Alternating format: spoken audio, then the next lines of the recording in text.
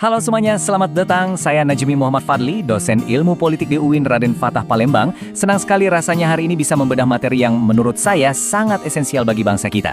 Kita akan mendalami sebuah program prioritas nasional yang sebenarnya menjadi pilar utama kedamaian kita bersama, yaitu moderasi beragama. Penjelasan ini akan kita urai secara lugas, tentu dengan pendekatan yang berwibawa, tapi tetap santai ya. Oke, mari kita langsung mulai bedah materinya. Layaknya di ruang kuliah, supaya sistematis, ini 4 agenda pembahasan kita hari ini. Pertama, pengantar moderasi beragama. Kedua, 4 pilar moderasi. Ketiga, 9 kata kunci praktis. Dan yang terakhir, refleksi keberagaman kita. Kita langsung masuk ke bagian pertama, pengantar moderasi beragama, di mana kita akan mencoba memahami esensi dari jalan tengah ini. Nah, Anda mungkin sering mendengar istilah jalan tengah ini di berita atau pidato para pejabat. Tapi apa sih makna sebenarnya? Menurut definisi resmi dari Kementerian Agama, moderasi ini berakar dari kata bahasa Latin moderatio, atau dalam tradisi Islam kita kenal dengan sebutan wasatiyah. Artinya umat pertengahan yang adil dan seimbang. Yang perlu sangat digarisbawahi di sini, ini bukan berarti Anda mengorbankan akidah atau melemahkan iman Anda. Sama sekali bukan. Ini murni tentang bagaimana kita mengekspresikan nilai-nilai agama itu secara proporsional. Tujuannya hanya satu, yaitu memastikan agama benar-benar hadir sebagai rahmat bagi alam semesta, bukan malah menjadi pemicu konflik sosial. Supaya lebih mudah membayangkannya, coba lihat ini sebagai sebuah spektrum. Di ujung kanan, ada yang namanya ekstrim kanan, yaitu radikalisme beragama. Lalu di ujung kiri yang berlawanan, ada ekstrim kiri, yaitu liberalisme yang terlalu berlebihan. Nah, moderasi beragama itu dengan tegas berdiri persis di titik keseimbangan, di tengah-tengahnya. Ini adalah jangkar rasionalitas kita, yang menjaga kita supaya tidak terperosok ke dalam dua jurang yang sama-sama bisa merusak tatanan masyarakat. Tentu, teori kebangsaan yang indah kalau tanpa praktik nyata tidak akan ada artinya kan? Lantas, wujud nyatanya seperti apa? Sangat membumi loh. Misalnya saat perayaan Idul Adha, umat muslim dengan ikhlas membagikan daging kurban ke tetangga tanpa batasan sekat agama. Atau di desa-desa, warga muslim, Kristen, Hindu, dan Buddha bergotong royong membangun jembatan desa untuk fasilitas bersama. Inilah moderasi dalam denyut kehidupan nyata kita, sesuatu yang sebenarnya sudah sangat lama menjadi akar budaya bangsa ini. Nah, kita beranjak ke bagian kedua, 4 pilar moderasi yang menjadi fondasi utama sikap beragama kita. Sama seperti membangun tata negara yang butuh pilar akar kokoh, sikap beragama yang moderat juga butuh penyangga. Ada 4 pilar utama dari filosofi Arab yang sangat kaya makna. Tawasud, tawazun, i'tidal, dan tasamuh. Mari kita bedah satu persatu. Pilar pertama adalah tawasud. Secara sederhana, ini berarti keseimbangan. Poin krusialnya adalah kemampuan kita mengambil jalan tengah tanpa kehilangan esensi ajaran agama kita sendiri. Anda tetap memegang teguh dan taat pada ajaran fundamental, tapi di saat yang sama, Anda menolak untuk terjebak dalam fanatisme buta dan juga tidak melonggarkan ajaran secara kebablasan. Jadi keseimbangan adalah kuncinya di sini. Kedua, ada tawazun atau harmoni. Ini berbicara tentang kapasitas kita menjaga proporsi, menyeimbangkan kepentingan dunia dan akhirat. Dan yang paling menarik untuk realitas masa kini, bagaimana kita memadukan teks-teks agama dengan konteks zaman.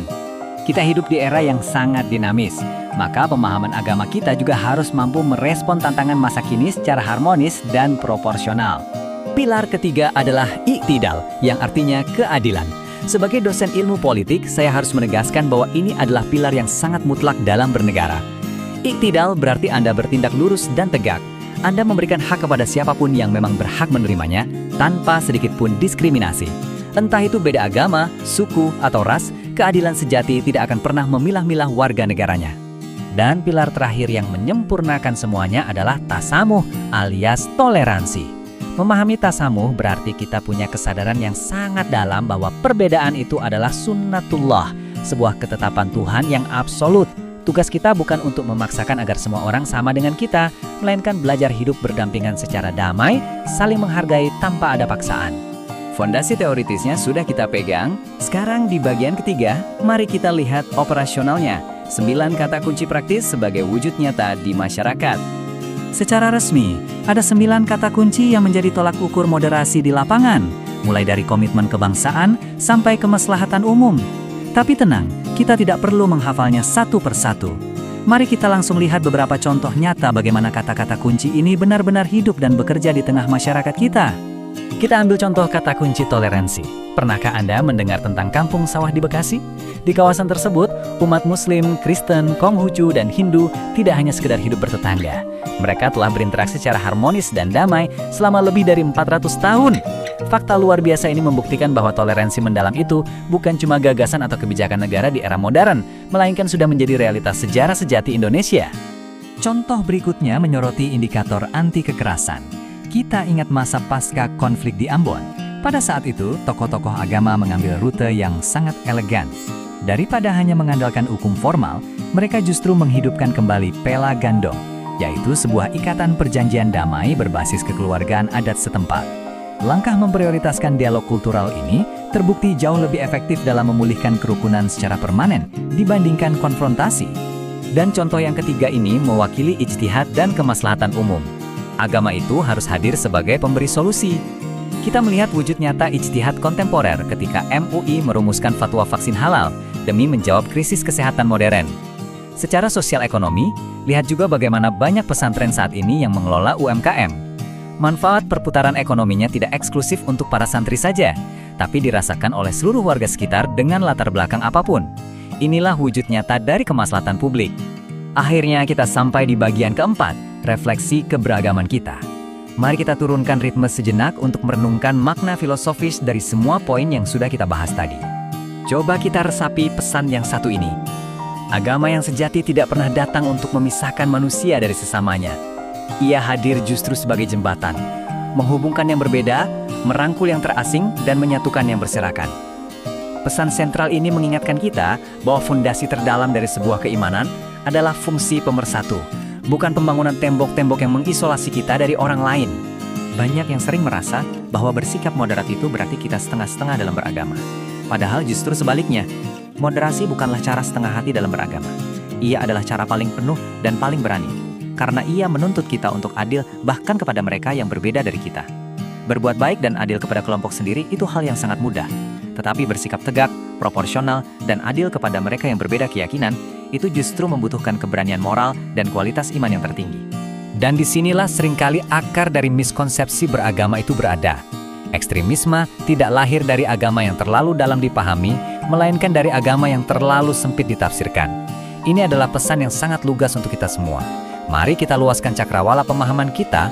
Ketika wawasan kita luas dan tidak sempit, kita akan selalu bisa menyediakan ruang toleransi yang aman bagi siapa saja, tanpa merasa akidah kita sendiri tereduksi atau terancam. Sebagai penutup dari bedah materi yang substansial ini, saya ingin meninggalkan sebuah pertanyaan reflektif untuk Anda. Di tengah kekayaan bangsa kita yang plural ini, akankah Anda memilih untuk melihat perbedaan agama sebagai sebuah ancaman sosial? Ataukah Anda bersedia memandangnya sebagai sebuah undangan agung dari Tuhan agar kita belajar menemukan sisi kemanusiaan kita yang sama di balik setiap perbedaan itu? Tanggung jawab untuk merawat kedamaian adalah pilihan sadar kita setiap hari. Saya Najmi Muhammad Fadli, terima kasih banyak telah meluangkan waktu bersama saya mendalami materi yang berharga ini. Mari kita terus rawat kebersamaan ini dan sampai jumpa.